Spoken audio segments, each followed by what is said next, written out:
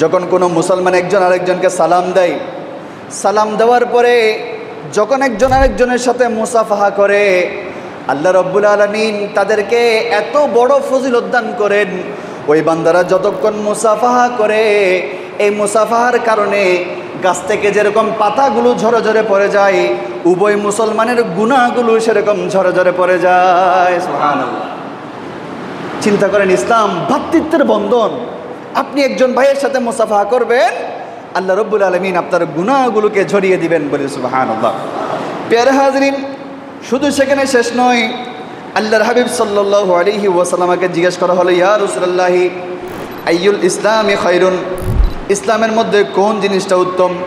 আল্লাহর হাবিব সাল্লাল্লাহু আলাইহি ওয়াসাল্লাম বলছেন, ক্বালা তুতি'মুত তুআম ওয়া তাকরাউস সালাম আলা মান আরাফতা ওয়া মান লাম তা'রিফ।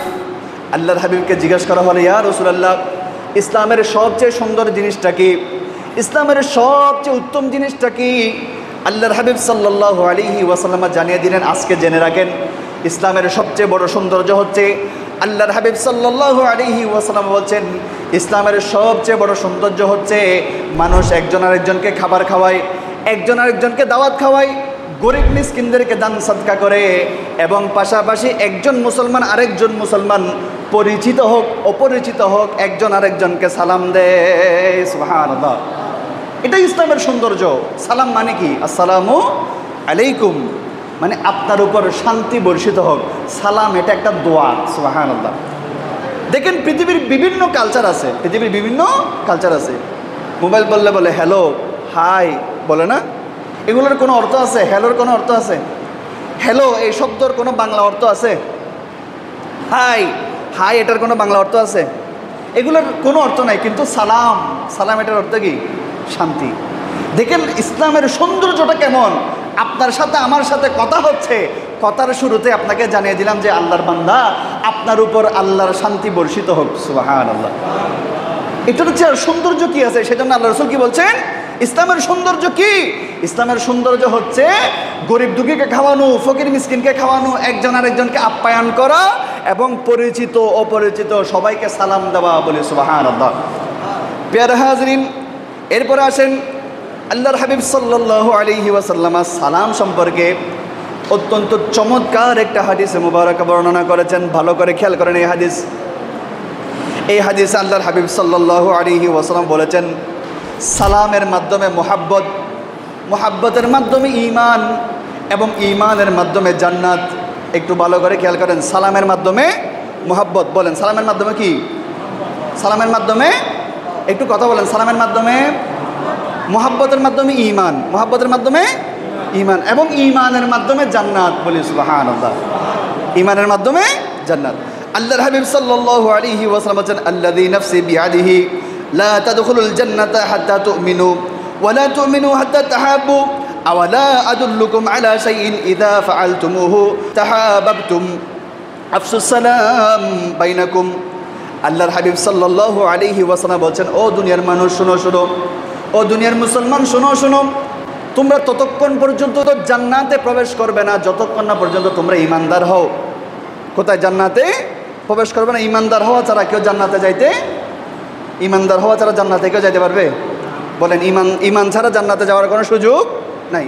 ঈমানের অনেকগুলো শাখা প্রশাখা আছে, তার মধ্যে একজন আরেকজনের প্রতি মোহাব্বত, একজন আরেকজনের প্রতি প্রেম প্রীতি ভালোবাসা, এটাও একটা ঈমানের অঙ্গ বলে। সুবহানাল্লাহ। আল্লাহর হাবিব সাল্লাল্লাহু আলাইহি ওয়াসাল্লাম বলছেন, ও দুনিয়ার মুসলমান, তোমরা, আল্লাহ রাসূল কি বলছেন? আল্লাযী নাফসি বিয়াদিহি, ওই সত্তা যার হাতে আমি রাসূলের প্রাণ, আমি রাসূল তার কসম করে বলছি, তোমরা ততক্ষণ পর্যন্ত জান্নাতে প্রবেশ করতে পারবে না যতক্ষণ না তোমরা ঈমানদার হতে পারো। যতক্ষণ পর্যন্ত তোমরা ঈমানদার হতে পারবে না ততক্ষণ পর্যন্ত জান্নাতে প্রবেশ করতে পারবে না। সাহাবায়ে কেরাম জিজ্ঞেস করছে, ইয়া রাসূলুল্লাহ কেমনে ঈমানদার হব? আল্লাহ রাসূল সাল্লাল্লাহু আলাইহি ওয়াসাল্লাম বলছেন, তোমরা একজন আরেকজনকে যখন মুহাব্বত করবে, একজন আরেকজনকে যখন ভালোবাসবে, তখন তোমরা ঈমানদার হতে পারবে। সুবহানাল্লাহ। এখন বুকে হাত রেখে বলেন তো, আমরা কি ঈমানদার? একজন আরেকজনের প্রতি মুহাব্বত আছে সমাজে? যার সাথে আমার স্বার্থ আছে তার সাথে মুহাব্বত আছে, যার সাথে আমার স্বার্থ নাই তার সাথে কোনো মুহাব্বত আছে? তাহলে আমরা কি ঈমানদার? তাহলে আল্লাহ রাসূল কি বলছেন? জান্নাতে প্রবেশ করতে পারবে না যতক্ষণ ইমানদার হও। ইমানদার কেমনে হবে? একজন আরেকজনের প্রতি মহব্বত করতে হবে। আল্লাহ রসুল জানিয়ে দিলেন, ও আমার সাহাবীরা, ও আমার সাহাবীরা, ও দুনিয়ার মুসলমানরা, আমি রসুল তোমাদেরকে কি জানিয়ে দেব না কোন জিনিসটা তোমাদের মধ্যে মহব্বত বৃদ্ধি করবে, কোন জিনিসটা তোমাদের মধ্যে ভালোবাসা বৃদ্ধি করবে, কোন জিনিসটা তোমাদের মধ্যে মিল মিশ মহব্বত বৃদ্ধি করবে? সাহাবায়ে কেরাম বললেন, ইয়া রাসূলুল্লাহ, আমাদেরকে জানিয়ে দেন। আল্লাহ রসুল বললেন, আফশুস সালাম বাইনাকুম, তোমরা একজন আরেকজনকে সালাম দাও, এই সালাম তোমাদের মধ্যে প্রেম প্রীতি মহব্বতকে বৃদ্ধি করে দিবে। সুবহানাল্লাহ।